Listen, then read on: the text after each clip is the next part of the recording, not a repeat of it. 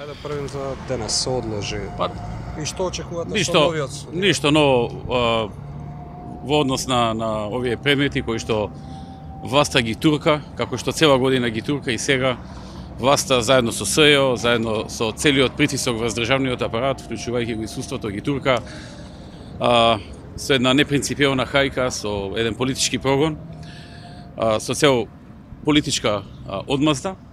Целта е практично за предмети за кои што со сила се измислија истраги. Се измислија обвиненија без докази. Па потоа се фабрикуваат докази со притисок врз судот, врз апелациониот суд, да нелегално стекнатите материјали, креирани материјали да ги признае за докази во доказна постапка, како што тоа не е никаде во светот.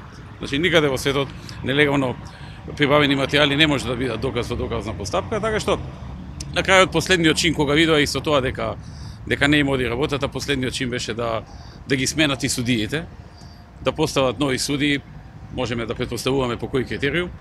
Тоа е тоа, значи политичката хајка тече затоа што е така започната и веруваат дека така треба да се води државата. За разлика од тоа, во исто време гледаме за само едно рочиште на Заев, кое што требаше да почне пред околу 2 години, речиси да не е почнато, а веќе судиката му се извинува дека го повикувала на суд и на рочиште.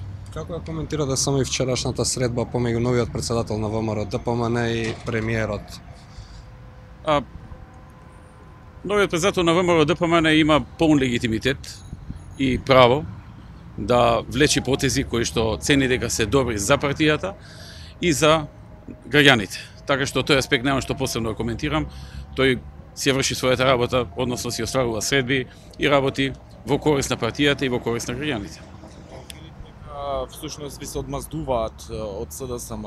Зашто да ви се одмаздуваат? Што лошо За сте имали? 11 години порази за тоа.